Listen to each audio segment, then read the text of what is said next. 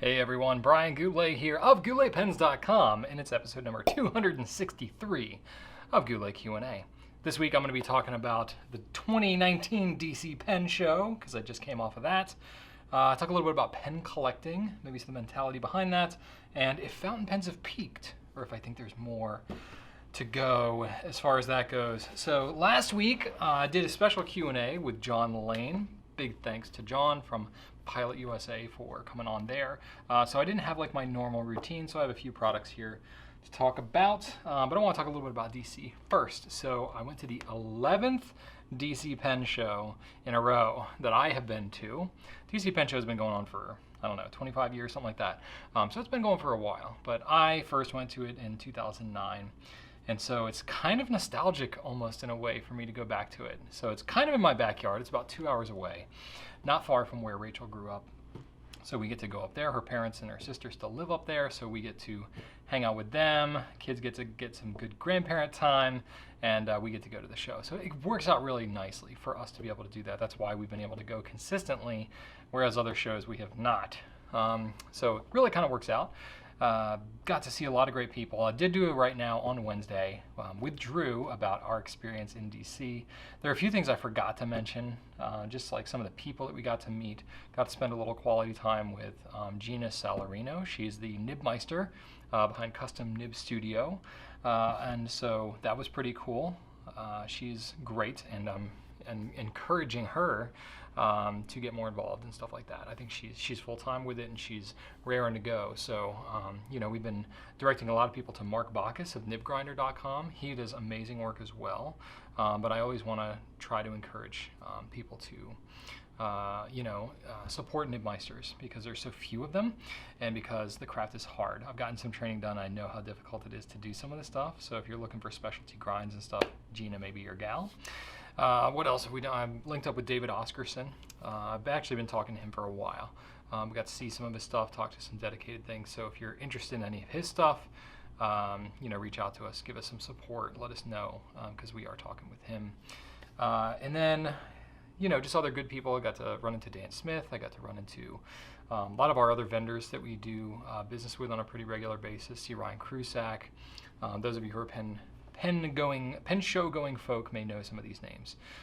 So it was really cool just to get to link up, see some of these people in real life. Got to see, David of Fig Boot on pens, some other great, blogger type people. I missed Aziza of Gourmet Pens. Drew got to see her, but I missed her, so that kind of stinks. She was there. I didn't know she was going to be there. So go figure. You can't see everybody, but got to see a lot of really good folks. So I really had a good time at the show. And I'm glad to be back because it is kind of exhausting when we go. But it was just overwhelming, the number of people that we got to see at the show. Rachel pretty much hits her limit every year at the show, and it's kind of like, okay, Brian, you do your thing. I gotta go.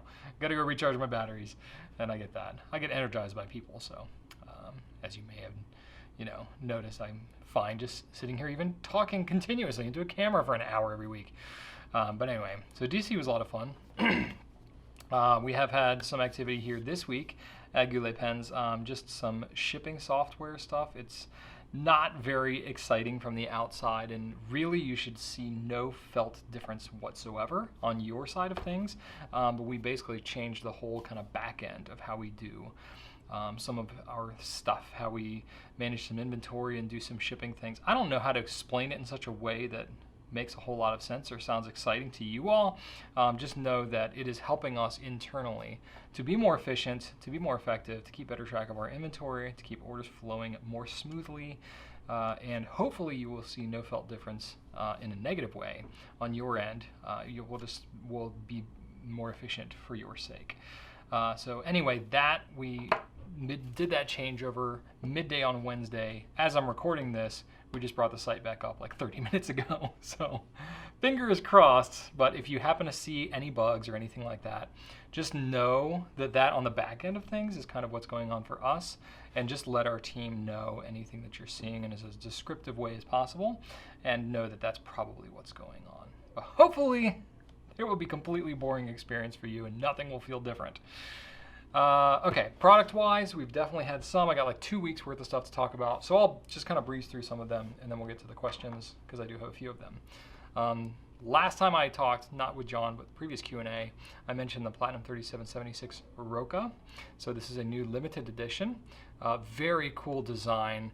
I don't know how much of it will come across because it's a clear pen and it's kind of hard, but to really get it to come across, I know in pictures especially, but it's got this really cool, it almost looks like a fine crystal like vase or something that you would have, you know, it's like this like Waterford type you know, crystal pattern that you would see. It is a resin. It looks like glass though. It looks like a fancy glass or a fancy crystal. And the texture of it is very noticeable. This texture is very deep, but it's not sharp at all. It actually feels really good. But I know people are weird about textures on pens. Rachel in particular, her and I are very hit or miss. I have some of the past you know, limited editions or special editions that Platinum has done. And some of these textures have been much more harsh, like especially the pink one here. This texture is very sharp, and that's been a critique of the past of some of these Platinum limited editions. Even the Kumpu, I mean, it was smoother, but it still has a very defined kind of pattern to it. The Roca, I feel, is much, while it's deeper, it's very, it's not sharp. So to me, it feels very, very comfortable. And then just, it's very clean, it's very crisp. Even the pattern here on the inside, there's no like injection molding line or anything that I can see. I think because it's turned, I don't think it is injection molded. No, I can see a line right there. It's very subtle on the grip. I don't know about the rest of the pen, but still, it's very, very clean, very crisp, super, super clear, which is always really nice to see. And you know, you get some good nib options there. I picked up a soft medium for myself because I really like the Platinum soft nibs. Normally their nibs are very stiff, but the soft ones tend to get it to more in that sweet spot where I like them, and that's okay. We do have some, and I don't expect that they're going to be around all that long because there are kind of some limited quantities that came into the US, and it is a limited edition, so they're gonna run out. It's a little bit higher price, $325, than some of Platinum's previous limited editions, so I don't expect them to like blow out immediately, but just know that they won't be around forever. We have some new Edison Pearlette colors that came in, so you can check those out on the site. I don't have them to show you here because I just hit my limit on how many pens I could pull for one Q&A. The Conklin Durograph we have in the Blue Knights, which we are giving away with a free bottle of ink. So that's pretty fun. These have a Bach nib, a stainless steel nib on them, blue with black trim, not trim, but black accoutrement, cap and finial and grip and such. It's a nice looking blue. I think it's really awesome. So we've had several of the Knights color, and it looks really good with that. So you can check that out. We have the Conklin Duraflex Freedom, which is a limited edition that they're doing. Oh, sorry, the Blue Knights, that's a Goulet exclusive, by the way. The Duraflex Freedom is not a Goulet exclusive, but I will show it to you. It's a limited edition, so they're numbered, and it's modeled after the Durograph, but it's a little bit different. It's got the OmniFlex nib. It does not have any of the black finials or anything like that. So it has actually, you know, the color through and through, including the grip and everything. And then it's got the numbered limited edition with the name Duraflex engraved there and backfilled with silver. So if you are into the very US patriotic, and several other countries patriotic, because red, white, and blue is not just US, France, Russia, wherever you may be, you can check out the Duraflex Freedom. What else we got? Peniter Avatar demos. I don't have my pen with me because I passed it around to my team and I haven't gotten it back yet, but last week on Wednesday, Drew and I showed you the Peniter Avatar demos. I ran over one with my car 6 times actually for that video, and it still came out. It's a little scratched, but relatively unscathed. So if you're into a pen that you can run over with your car, you can do that one for fun. But we have those in stock now since the last time I talked about pens in the Q&A. We also got the Montegrappa Amaralio Malachite. Nice looking green pen. It's got a sailor nib. We have the Visconti Watermark Rainbow Iridescent and Blue Moon. And those I want to actually show you because they look freaking awesome. Okay, so the original Watermark, which I actually have and meant to grab, but I forgot. It's over there. Packaging is really cool. So the Watermark has the Visconti logo, boom, and it's like you can actually put your fingers through here. It's like, you know, cut out there. So that's cool, just the presentation of it. So this is Blue Moon. So it is a gunmetal trim watermark with this kind of like teal resin underneath, which just looks awesome. Double reservoir power filler. These have the, which nibs are on these now? These are the 18 karat gold nibs plated to match the trim. Ink window, of course it's demonstrator as well. Very cool pens, big pens. We did pretty well with the watermark, the original that we had, which was just rhodium trim with clear resin. And that was a nice looking pen. So I'm very curious to see what the response is from you all on these ones. So that was the Blue Moon, and then the other one, the Rainbow Iridescent, is here. And this is like a PVD rainbow coating. This is not a fired coating, so this is going to be very durable. But look at this. Look at this trim. It's just like, what in the world? This is not the kind of meeting. This is not kind of pen you're going to take to a meeting and not get noticed. Let's put it that way. Very cool looking. It's got even the iridescence on the nib, which is pretty darn cool. It's on the grip and everything. It just looks psychedelic. You could put pretty much any color in this pen and it would match the trim. But anyway, very cool. Both of these are just under $1,600, so they are not for the faint of wallet, but if you're into pens that stand out and collectibles and things like that, you can definitely check these ones out. And then Visconti also has the Voyager 30, which is kind of a throwback. The Voyager was a pen that they had previously, and this is kind of similar to that. But anyway, these are ebonite pens, and I'll take it out of the plastic for you, but these also have those full-size, now 18 karat gold nibs. It also comes with a traveling inkwell that is aluminum and ebonite to match the pen, which is really classy. These ones are just under $1,300 on our site. And the resin, or sorry, the ebonite is highly polished. Love that resin smell. Ebonite, I keep saying the opposite. There you go, gold nib. This one is plated in rhodium to match the trim. So this is the red and silver edition. It's got a double reservoir power filler and an ink window. So there's that. I'm putting all these back as I go. And then the other one is brown or orange. They're kind of being called that interchangeably, with gold trim or vermeil trim, which vermeil is sterling silver with gold plating over top of it. It's a little nicer version of gold plating. So that's what this is. And very similar kind of look to it, but it's more of a you know, orangish brownish color instead of a reddish blackish color. Similar but different. There you go. And then show you the grip. I really like the way the ink window looks on this, and then the nib to match and everything. It looks super good. So any of you who are kind of vintage Visconti fans will probably recognize these Voyagers, but if you're just getting to know it for the first time, you can go and check them out and let me know what you think, because I think they look pretty cool. Very classy. The fit and finish on these Voyagers and these watermarks really is a cut above, especially you know, compared to other pens in that in Visconti's lineup. I think these ones are just so crisp. Cool. What else we got? Lamy has come out with some notebooks here. Boom. I have many of them, not every single one. I know I'm missing the green, but I thought they were worth pointing out. So they have two different notebooks. One is a soft cover and one's a hard cover.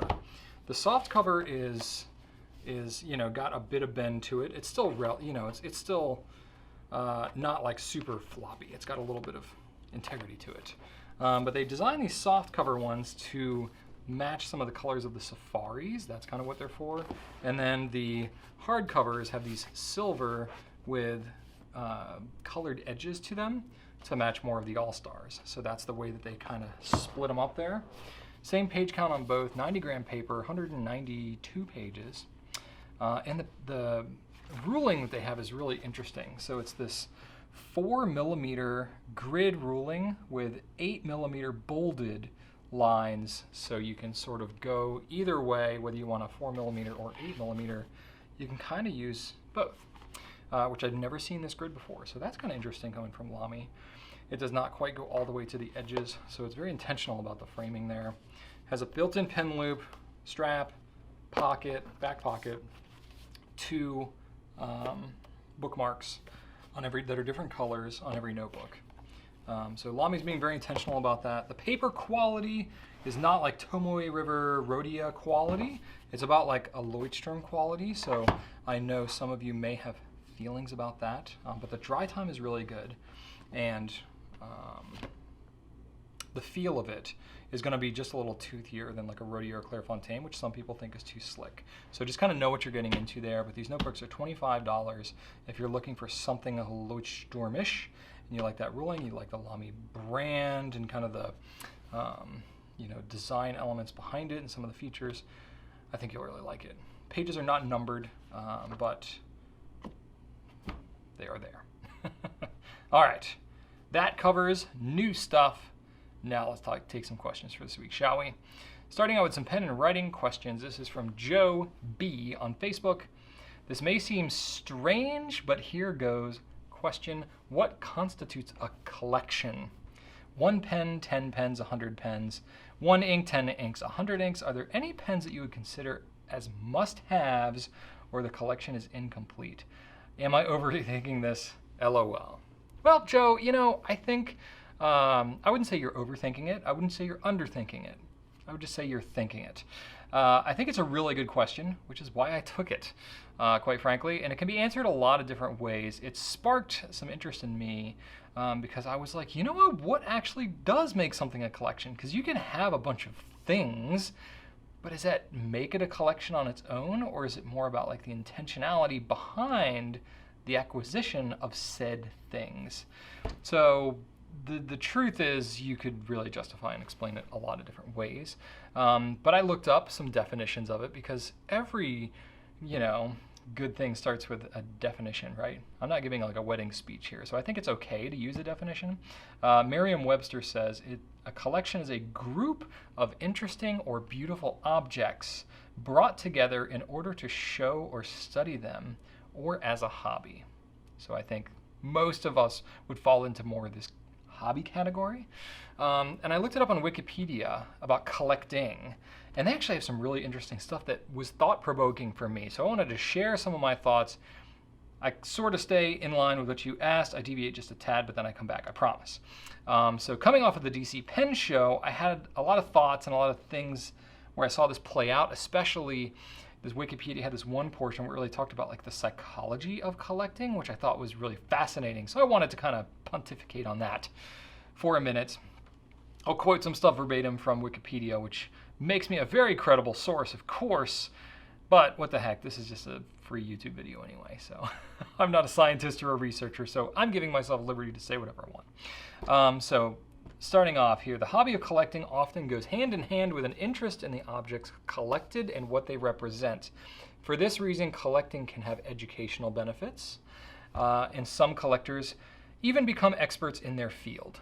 Okay, I would say that, if I may be so bold, I probably fall into this category. A lot of the nature of my collecting pens has been to educate myself as a retailer, share them with you in videos, make better decisions about exclusives we should co-design or recommendations to manufacturers, because I have a collection that I can reference and use for educational purposes. So this is probably where I fall. And then whether I'm considered an expert or not, some may say yes, some may say no. But either way, I have a lot of pens, so I could be considered an expert by my collection. Another thought here, maintaining a collection can be a relaxing activity that counteracts the stress of life, while providing a purposeful pursuit which prevents boredom.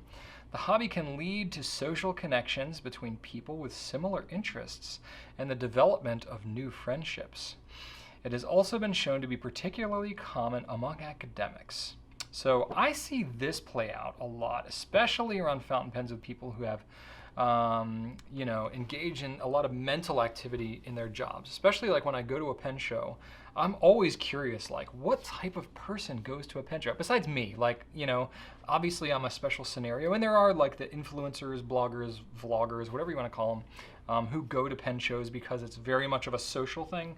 But there are others too who go there because they have a collection and they are maybe scientists or IT professionals, engineers, academics, maybe like professors or some researchers or something like that. There are a lot of people who kind of fall into this category. Maybe they work in the area of medicine, something where you're using a lot of mental activity, and that kind of carries over. Maybe you're getting a break from your normal mental activity, but you still want to be mentally stimulated rather than just like binge watching, whatever, The Office on YouTube. I mean, on Netflix or something, which I definitely do from time to time. But people that go to these pen shows may go for the mental stimulation and maybe collect pens there. And I definitely see that playing out quite a bit. And then there's a heavy social element, like the development of new friendships through similar interests. That definitely happens in the pen world. You see this in meetups. You see this in even in online gatherings through whatever it's Facebook groups like Goulet Nation or other pockets of the internet like on Instagram. People connect with each other based on the interests. Another thought here from Wikipedia: collecting for most people is a choice, but for some it can be a compulsion, sharing characteristics with obsessive hoarding. And it talks a little bit about OCD and stuff like that, and how it can even be hereditary and stuff that's passed on, through generations. Can build upon that. I can't really comment on that. That's getting a little deep and a little judgy for me to make any assessments based on what I saw from the DC show. But I can certainly see that being something that would possibly be a factor for some people in the fountain pen world. Certainly there could be a compulsive aspect to it. And I have that a little bit myself. There's certainly some where I'm like, I've kind of made a decision on certain brands, like I want to collect all of the whatever, Lamy Safari, Twisby Ecos, whatever it might be, and I will go to more extensive lengths to get those things that are missing from the collection simply so that I can complete the collection. But for me, it doesn't come to an unhealthy degree, so I would not call it a disorder like OCD. But anyway, certainly that could be pontificated. Rachel may feel differently. It's been speculated that the widespread appeal of collecting is connected to the hunting and gathering that was once necessary for human survival. Collecting is also associated with memory by association and the need for the human brain to catalog and organize information and give meaning to one's actions. I thought this was really an interesting speculation coming from the internet, that in an age where we not many of us maybe are hunting or gathering as a means of survival. And then, having things that play out in terms of a hobby where hunting or gathering is an activity we can partake in voluntarily, it kind of gives an interesting, question to the psychological aspect of, are we wired like in our brains to hunt and gather? And so maybe we seek that out in our hobbies if we aren't getting that enough in our regular daily survival life. I don't know. I had never really thought about it like that, but it made me raise the question. Okay, so backing away from some of the deeper psychological aspects of collecting, I would say that basically if you're buying pens intentionally, simply beyond just meeting a utilitarian need, even one pen could be considered a collection. Now, there is no specific number that I was able to find in any definitions that I looked up of what makes something a collection. I think really what may constitute it is the intentionality behind it. I could make a strong argument that it's a group, so you'd have to have at least two things, because there's a lot of pluralism that's used in the definitions of collecting. So really, maybe technically, if we want to play it safe, you need two things to have a collection, because if you buy just one, it's not really a collection, it's just a thing. There you go. So they could be similar. They could be similar to brand, feature, color, or whatever, as long as it has some form of intentionality behind it. But honestly, I could say that fountain pens in and of themselves could be considered enough of a niche to be considered a collection. Sort of like if you get into stamps or coins or something else, postcards, whatever it may be. just that category of thing would make it a collection. So fountain pens, if you have 2 fountain pens, you could consider that to be a collection. I would say that's a pretty safe bet, especially for somebody who's not in the fountain pen world. If you showed them and you're like, hey, look, I have a few pens, they're like, oh, you have a fountain pen collection. But if you're deep into fountain pens, you're like, no, these are like so completely different. This one's 5¼ inches long, and this other one is like 5½. They're like basically completely different from each other. Or you're like, no, this one is teal, and this other one is turquoise. It's like so different, you don't even understand. Not to mention, this one's 35 grams, and this one's under 30. That's like not even close. So you can dissect it into subcategories as much as you want. I would say if you get to the point where you're splitting hairs like that, you have a collection. So getting back to your second part of your question there, must-haves, I think, becomes unbelievably subjective. Based on the nature of the collection aspect, or even a sub-collection, it's probably going to vary based on what people feel. There are some people who are really big into, say, like vintage pens, and it's like you can't have a vintage collection if you don't have a Parker 51, a Parker 75, a Schaefer, whatever, Triumph or Snorkel or whatever it might be. Then like, how do you not even have these things, or whatever it might be, Waterman 52 or something like that. Or if you have modern pens, if you don't have a Pilot Metropolitan, a Lamy Safari, a Platinum Preppy, a da-da-da-da-da-da, whatever, a TWSBI Eco, then like, what are you even doing? You don't have whatever it is. I really don't hear that much of like, if you don't have this, then you're not legit, or anything like that, the collection or whatever. I really don't hear a lot of that happening in the pen world. So I don't think there's really any must-haves. I think there's a lot of nice-to-haves. Where I hear about must-haves is pretty much like a buzzword, catchphrase, clickbait kind of thing you see on like listicles on YouTube or BuzzFeed or whatever it might be. As I was kind of thinking through this question that you asked about must-haves, I was thinking like, oh, actually, there's probably a good idea for creating some content for some of these subcategories, some sub-collections, if you will. 10 must-have fountain pens for newbies or lefties, or whatever it is, artists or writers or something like that. There's probably a lot that we could do to like curate and put things together. So it's got my wheels turning a little bit. But no, I don't think there's anything like definitive.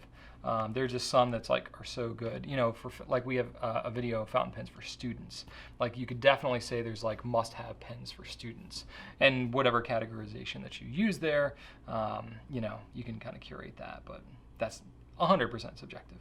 I personally consider myself somewhat more of an acquirer than a collector, because my methodology behind collecting has not been one of particular intentionality behind each piece that I get, other than it's actually kind of the opposite of most people. Most people are looking for slight differences but a common theme. Like, for example, if you're like, I want to have every limited edition Pilot Vanishing Point, and you go and you methodically collect every single one, and you get each little variant, and you look for the, maybe the retailer exclusives or the national exclusives that they've done, regional exclusives, whatever it may be, and then you have all of them beautifully in a tray, and it looks like a nice little rainbow or whatever.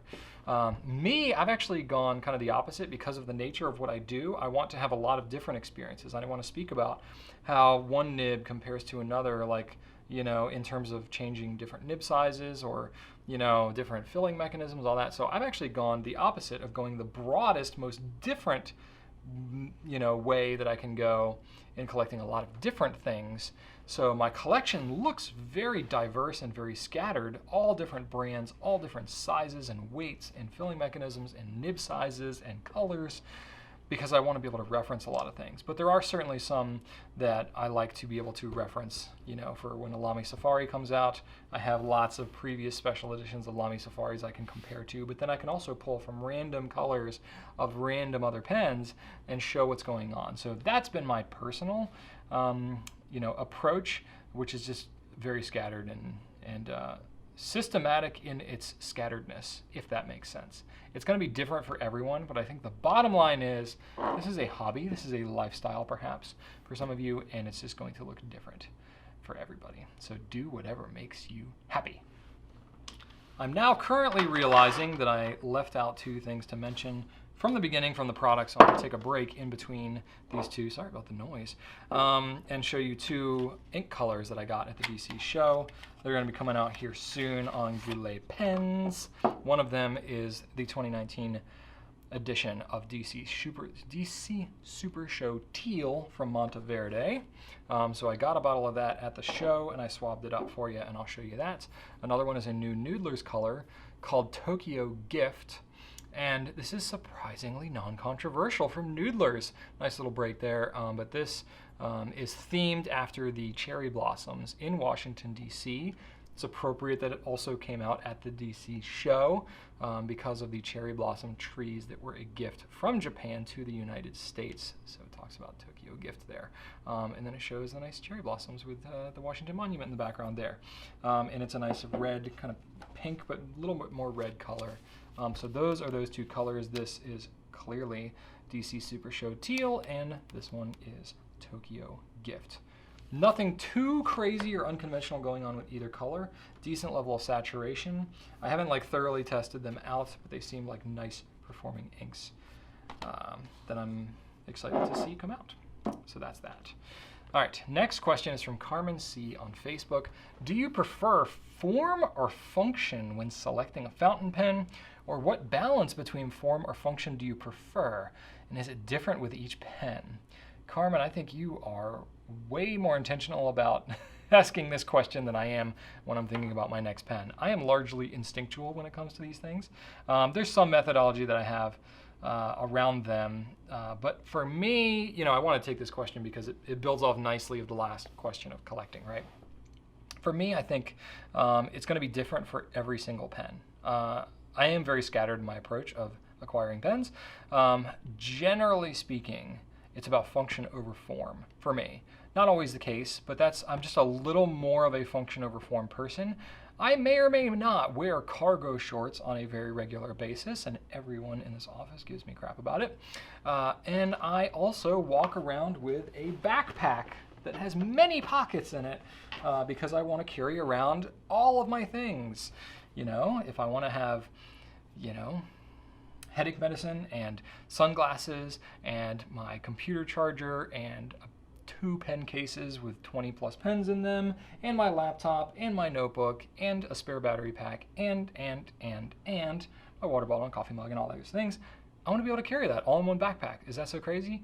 So I'm very utilitarian. I realize it makes me look like a doofus sometimes, and I really don't care. I love cargo shorts and I love carrying around my backpack. I would prefer that over a briefcase any day, or any other form of satchel. So that's just me. I tend to be a little bit more function over form in general, but I do appreciate the form aspect as well. So for me, because I have so many pens, I largely have a lot of the functional aspects covered. So I look for different nib sizes, I look for different size of pen and cap mechanism, filling mechanism, these types of things. And then I certainly will collect multiple of the same pen just because it looks different. Lamy Safaris, TWSBI Ecos, and Eco Tees and 580s and all that. You get, what else? All the other things. Edison Premiers, the Platinums, all these things. And then ink, of course, is very similar to that too. So yes, I will oftentimes get them for function, but I'll also get them for the art, design, color, maybe even to support the artists who make these products. That matters to me as well. So there you go.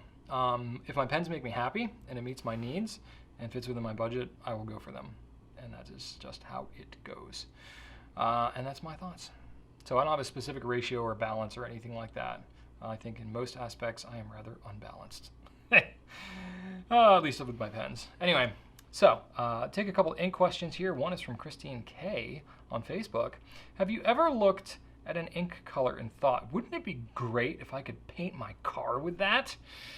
I would say 1,000% yes. I mostly see the world in terms of ink colors. In fact, because Rachel and I are both in this business, we will often refer to colors in the world by their ink equivalent. When we're thinking about repainting our bathroom or something like that. we use our ink color references as a descriptor for colors that we're thinking about, you know? So we could say like, oh, should we go for like a deep teal or something like that? And we're like, oh no, well, what do you think if we went with something more like the DC Super Show teal? And it's like, no, I was really thinking something more like Navajo turquoise, a little less green, a little more blue, you know, that type of thing. Like we'll 100% use ink color references. So yes, I will do that. So specifically about the car, I've never really thought like, I want this ink to match this car, but you know, all it took was you asking this question to prompt, and I was like, oh yeah, oh for sure.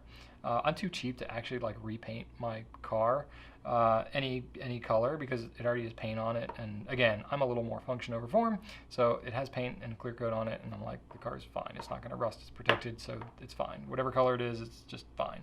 I drove a gold Pontiac Aztec for like 8 straight years, so clearly I'm a function over form when it comes to my cars. But when I think about the colors that would be cool to have on my car, you know, obviously I love blue, so that's like such a given. Something like Robert Oster Blue Water Ice, Noodler's Liberty's Lyceum, duh, or maybe like an organic studio nitrogen with that like red sheen. I think that would be cool to get that sheening aspect, which, point in fact, I learned is called thin film, wait, dang it. I already forgot what it was called. Somebody at the DC show educated me as to what actually makes that sheen in an ink, and I already forgot it. Thin, oh, it's really gonna bother me now. Hang on.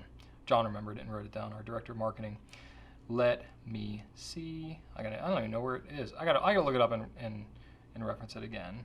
But it was, hang on. I will find it. Thin film interference. That is the effect that sheening has with ink. Largely, it's based on trigonometry. It's sort of like when you have soap bubble and oil, or soap bubble or oil in water. It gets that kind of like rainbowy kind of effect. That is thin film interference. That's sort of what's happening with sheening inks, and it is not actually an additive per se. It's not like a shimmer, like a particulate that's in the ink. It has to do with the light waves and the way that they're hitting and all that kind of stuff, and it makes it look different than the color that it actually is. So it's sort of like when you have, you know, an oily parking lot and it rains and you see the kind of like rainbow effect. You're sort of getting that in the ink as it's on the page. It's because it's not absorbing all the way into the paper and you're getting that film interference. So anyway, I did not know that that was what it was called. Clearly I can hardly remember what it was even called, but that is it, thin film interference. I don't know how to produce it or emulate it or whatever, but it does happen on certain ink colors, and I think that would be really cool to have on a car, bringing it back to what the topic at hand. Thanks for being patient with me and going on that wandering journey. I also think it'd be rad to have something like an Emerald of Chivor that has both the sheen and shimmer in it, because that would look just awesome, especially on a car with like all the curves and the window hit the light different. That would look cool. Of course, you could never actually use fountain pen ink on a car. It would not work well at all, mainly because ink does not hold up well to UV light, or weather for that matter. I think this would be all flashy and cool. I don't know how they would actually look, but I think it would probably look pretty awesome. There you go. And then next question that I have is from Ruben D. Hanens on Instagram.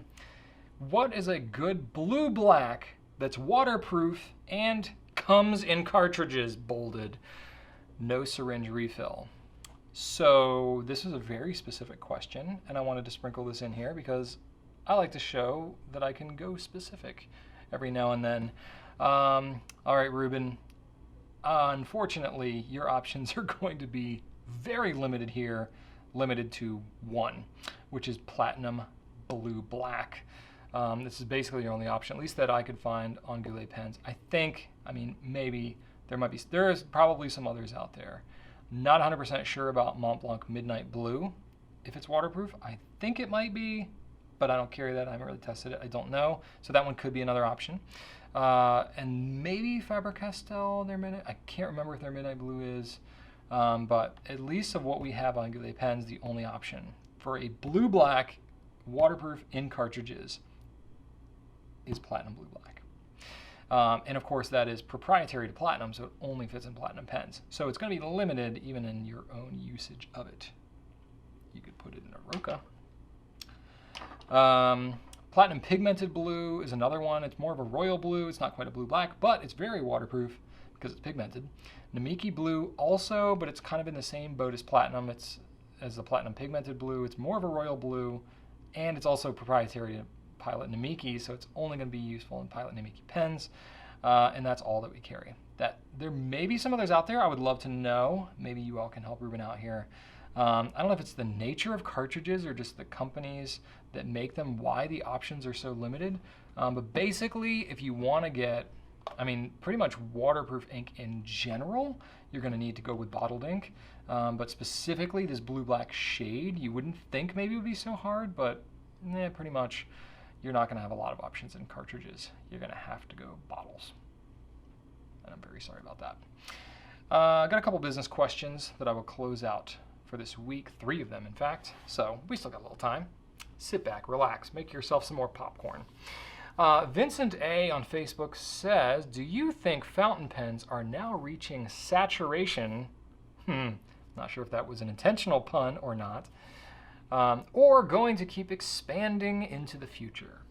I would say fountain pens themselves peaked a long time ago, probably in the 50s or so. I don't have exact data on that, but basically before the ballpoint was invented and all but obliterated the fountain pen as a utilitarian object.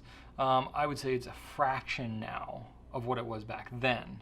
So it's all going to be very relative, right? But if you consider like past that huge dip after it was disrupted from its previous functionality, which was you had to have something to write with. Ballpoint pen obliterated it, and now you have, all kinds of things, texting, digital stuff, voice, all these things. Those who are using fountain pens now, are they going to just become more and more irrelevant and fade into oblivion, or have they kind of stabilized in their niche status, and is that hobby actually growing? So I think that's more the nature of your question, so that's what I'm going to talk about. I think, based on what I can tell, from us at Goulet Pens and the vibrancy we see in the community, and our excitement of our customers, we're still growing, so that's a good sign. I know that's not the case for all fountain pen retailers, so again, that's just one data point.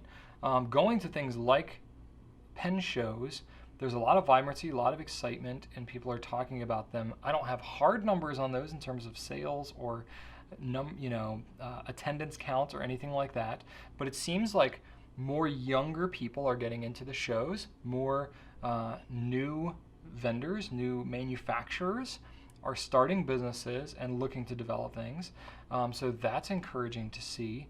And just knowing what I know from people that are manufacturing in the industry, the lead times on getting things like nibs and other supplies for making pens, nibs being, of course, being one that, like, without a nib, you don't have a pen. So that's a really good indicator. And I know companies like Bach and Yovo, the lead times are getting longer in terms of availability on these nibs. Like, people are having to wait longer for their batches of nibs, so they're placing larger batches because they're growing as well. So I think a lot of these things are pointing to the fact that, it's not shrinking, it's still growing. Now, this is not going to be universal, it's not going to be in every area, it's not going to be with all brands, it's not going to be with all retailers. But I think in general, that's just kind of the vibe that I'm feeling, is that it's still growing, especially in the US. Maybe not in some other countries, but I don't know. So I think it's going to depend a lot, but, and I don't think it's growing a ton overall. When you take all these factors in, you're probably talking like 3 or 4% growth, something like that. But that's pretty solid for something that has, all but been deemed functionally obsolete for the last 70 years or so. It's encouraging to see the passion and enthusiasm for this great hobby alive and well. John G on Facebook says, did you see anything at the DC show that made you think we should carry this? Of course, like as soon as I come back from the show, everybody's curious, like, so what new stuff did you pick up? What can I get now? Obviously there's some of that as the reason why I go to the DC show. But it serves a lot of different purposes for me these days. So I'll explain to you just some of the things that the DC show does for me and why I like it. So family time. Rachel's parents live in town. We can drop our kids off with them. We can get to visit in with her and her parents and sister and all that. So it's good for us just to be able to, utilize, kind of tack on to the beginning or end of the show and not have to travel an extra additional trip. We get to kind of couple it together. So that's super nice because family is very important to us. Getting to have like customer face-to-face interaction. We don't have a storefront here. So we're dealing virtually a lot, but we don't always get to like see people, shake their hand, hug them, take pictures together, play with each other's pens and stuff. There's a magic that happens in person. So much gets lost in translation online or on the phone or whatever it may be. So that is really cool to get to see the people that support us and get their feedback real time. Influencer time. So getting to meet other people like Penboy Roy and Fig Boot and Aziza and other great folks who are spending a lot of their spare time talking about promoting this great hobby, just like we do, is really, really cool. So getting to talk to them about things, and then not even things necessarily related to pens per se. I spent probably like 15 minutes talking with David of Fig Boot about Rubik's Cubes. You'll notice I have a couple hanging out over here. Where we go? There we go, over here. I have been rekindling my Rubik's Cube fascination. I got into them about 5 years ago. I'm not like, I don't know that I would consider myself a speed cuber, but I flirt with it. I can solve a Rubik's Cube in under a minute, which is, believe me, super slow in the speed cubing world, but it's pretty impressive to like the average person probably. And it's a lot of fun. So I'm currently relearning my method of how to do it because I'm trying to go sub 30. That's what Dave and I were talking about, because it's a whole different way of solving a cube when you try to do it sub 30 seconds. It's pretty fascinating. If you've never looked it up before, just go to speed cubing. The world record for solving a 3x3 Rubik's Cube like so is, I think, like 4.22 seconds or something like that. So it's incredibly fascinating to watch these very young people solving these Rubik's Cubes in a record time. And then I had a friend loan me this 7x7, which I solved. It took me like 6 hours with heavy researching on YouTube to be able to solve it. Second time I did it was like an hour, so getting a little better on that one. But it's a lot of fun. It's just another puzzle. It's another challenge. It's kind of a deep rabbit hole. I have like 10 cubes now, so go figure. Maybe I do have a collecting compulsion. I don't know. I have tools at home. I have several watches. Gosh. Anyway, I digress. So getting to talk with other influencers is really cool. The whole point about the Rubik's Cube thing is like, I've seen a bunch of David Parker's videos where he has Rubik's Cubes and I see him, post about them and stuff like that. So I immediately had something to talk with him about in person, and we had a little magic there, and now we're inspired and we're like hashtagging sub 30 on each other's Instagram posts and stuff. So go figure. More DC show stuff, vendor time. So there's a lot of suppliers and vendors and potential manufacturers who we could work with, distributors, whatever you want to call them, who are at the show that we get to build relations with. Anybody who works in any area of business, when you meet with somebody face to face, it just speeds up so much beyond what you can do in a phone call or email conversation. Especially if you have, they have their products on display, they can show samples of everything, they can let you take things home and play with them. So super fruitful time when that can work out like that. So that's good. Get to build stronger relations with people in the industry that we already do business with, as well as prospecting with people who we maybe don't do business with but could.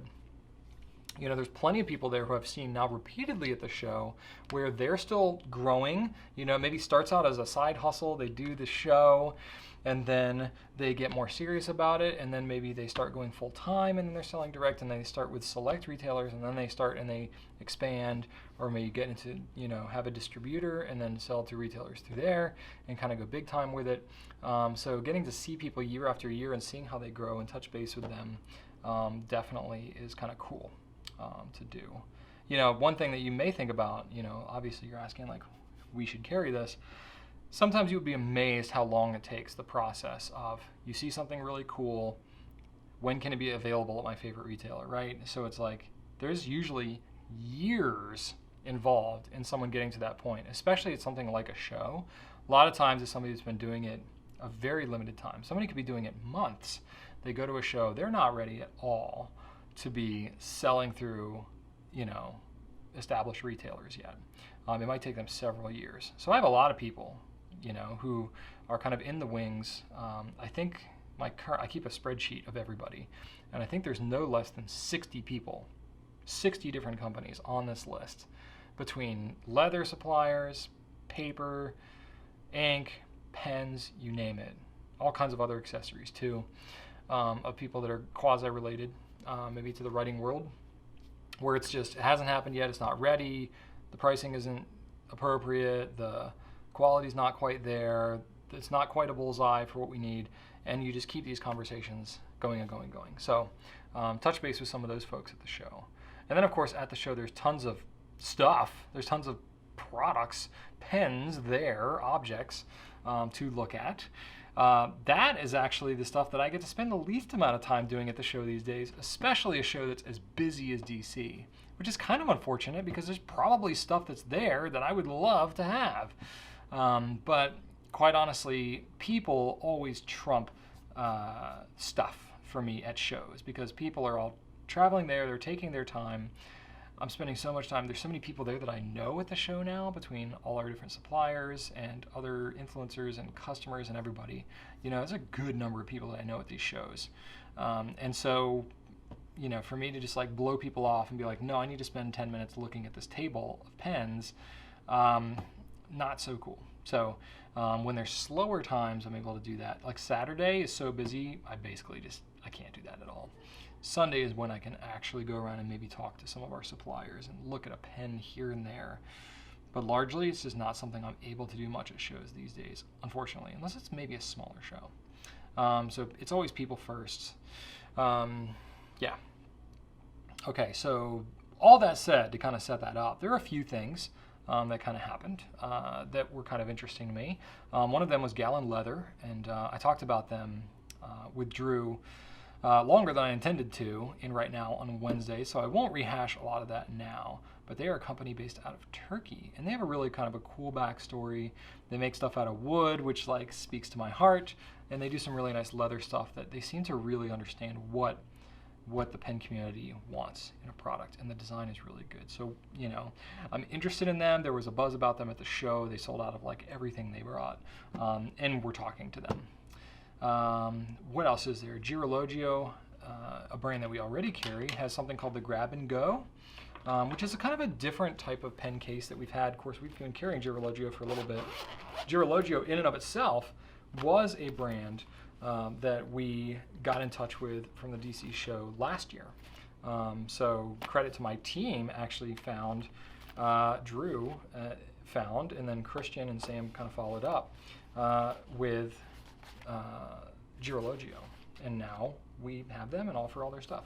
So the Grab and Go is one that we'd actually had a sample of before we went to the DC show, but still it was new at the show and all that, and we got to check out all the different colors and stuff. We had this one sample, but we got to see everything else and get people's feedback and ask them about it and stuff. So it's got pens on one side, it's got like, you know, business card or credit card holders here, it's got a little spot for a keychain, and then it's got a spot for a notebook with a little pocket in the back here too. So it's meant to be somewhat more of a wallet type thing with pens and all that kind of stuff. You know, it's obviously big for a wallet, but you could keep it in a bag or purse or whatever. So we're interested. We're talking about this. If you got feedback about it, post in the comments because I'm curious. but we were talking about that. Additive pens, so they do 3D printed pens. Some pretty cool looking stuff. They're one that I talked to last year a lot. They're tweaking, they're iterating some of their products.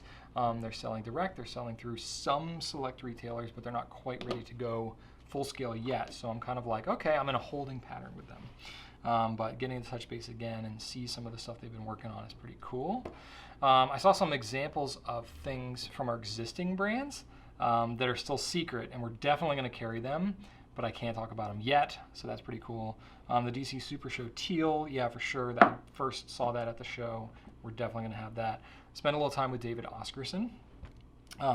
He has really high-end stuff, like Namiki level, of really gorgeously themed stuff. I've been aware of David Oscarson ever since before I was really in the fountain pen business, because when I was first looking at other pen retailers and stuff like that, David Oscarson was one brand that really stood out because the pens look incredible, and it just looks like very much like a flagship type situation for certain retailers to be able to carry. So David's actually a super nice guy, and turns out David and John Lane are actually long-time friends.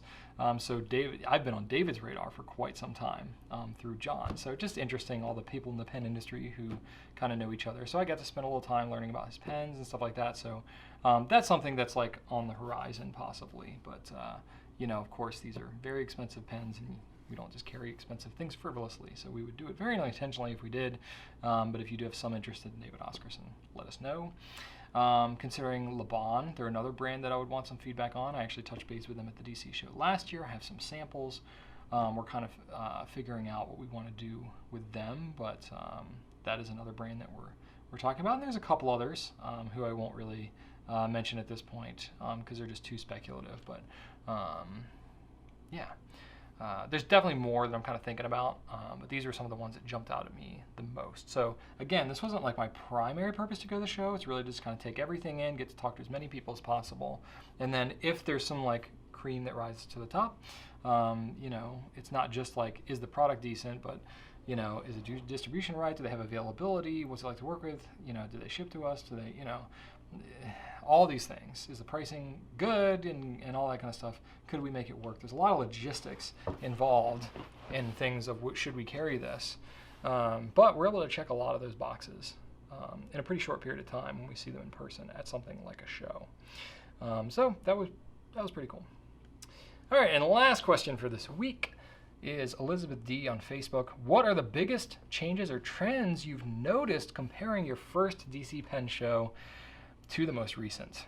So my first one was in 2009, which was technically 10 years ago, but this was my 11th show because I've been 2009, 10, 11, 12, 13, 14, 15, 16, 17, 18, 19.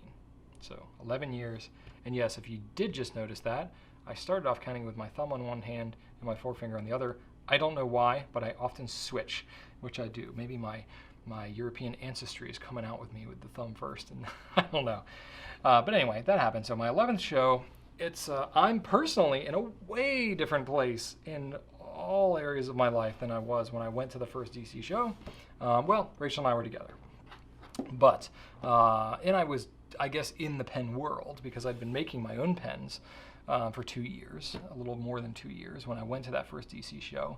But I knew nothing about fountain pens other than fountain pens are different than roller balls, which is everything in my life up to that point had been ballpoints and roller balls. I really had very little awareness of what a fountain pen was and how it worked. The first introduction I had into what a fountain pen even was because I was a pen maker, and you would buy pen kits, and most of these pen kits were available either as a roller ball or a fountain pen because you could just swap out the grip. You would make the pen the exact same way. You swap out the grip and it would either be a fountain or a roller ball.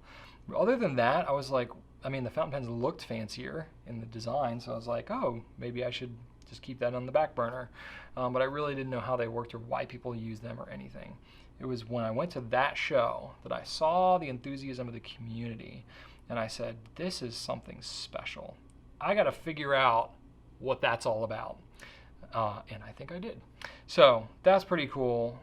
I think, a big takeaway for me at that show in 2009 was I looked and I said, man, there's a really enthusiastic community of pen people. These pens are really cool. But I looked around and I was like, I am the only person in this entire hotel ballroom without white hair. Like, it was all people that had grown up using fountain pens in school 30, 40 years prior, that were still kind of into them, but there were very few younger people at the show.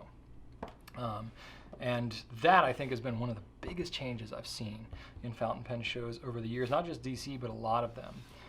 And I don't know if it's just shows in general, but I think just, fountain pen interest, I think a lot of it has to do with the rise of social media and YouTube and all these types of things.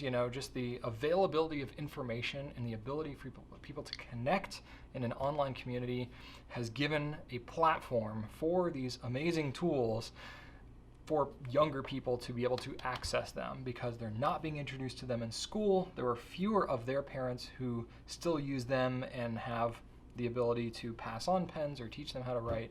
And so I think it's largely up to, either established retailers who are involved in their communities, or, online, places and online retailers to help educate, promote, this beautiful hobby that we have. So that has been a big change. I don't have any specific data from any of these shows to validate that. That's just my own impression, and that's definitely the impression I get from talking to other people that have been working the shows.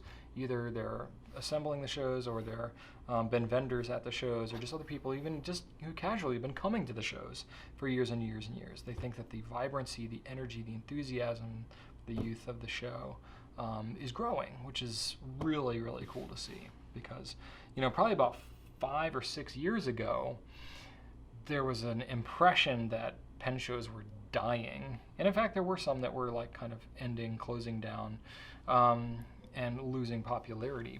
But I think that has really been on the up and up in the last 4 or 5 years.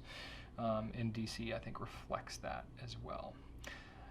There's a lot of innovators and prospective brands there. People who I would call creators, that are kind of up and coming in the industry. It's not just a trade show where it's all your established brands and they have their nice displays with certain things. There's some of that, but largely there's a lot of people who are collectors, but there's also a lot of people who are, really kind of upstarts and trying to get their feet on the ground in terms of their own business built on a passion in this industry. Whether they're a pen maker, whether they're making, sewn, notebook covers, or pen rolls, or, carvings, or, chocolatiers, all kinds of stuff. Largely very pen related, but still people who are making stuff, and then selling it in the community, I think is something that I'm seeing on the regular at the shows these days. And then DC is still a very vintage heavy show. It's not just that anymore, though. There's a lot of newer stuff there. So there's a good blend between the two. So it's encouraging to see. So if you've never been to a show, I would encourage you to consider trying to go to one. If you're pretty dyed-in-the-wool fountain pen, which I would consider you to be if you've made it to over an hour through this video. But I would consider going to a show. Don't do anything crazy. You don't have to fly across the country or anything. But if you have one within a 4-hour drive of you somewhere, oh man, they're pretty fun. They're pretty worth it. Just make a day trip out of it if that's all you can do. I don't think you'll be disappointed to get together with other pen people. At least try to do a pen meetup in your local area, because that'll give you just a hint of a flavor of what it could be like. But a pen show itself is pretty rad. There you go. So that's it for this week. My question of the week for you is, would you consider yourself a fountain pen collector? And what other things do you have in your life that you collect? I'm very curious to know. Me personally, I think I would consider myself to be a fountain pen collector for all the obvious reasons. And some of the other things that I collect as well, I think I would say I'm an ink collector too. Maybe notebooks as well. Definitely woodworking tools. I don't collect them just for the sake of collecting, but I do actually use them on a regular basis. But I do have a love and affinity for woodworking and for the tools associated with them. I love exotic woods. In fact, all the meeting rooms that we have here at Goulet are named after exotic woods that I made pens out of way back in the day. So that's kind of cool. Lego Technics, like the crane that you see over here, Emmett's robot over here. Well, he's not Technics technically. You know, the Saturn V. That's not Technics. That's just regular Lego. Okay, so maybe we could just call it broadly Lego, but I really love the Lego Technics like this crane. So those, I have a bunch of them, maybe 20 different sets. Is that a collection?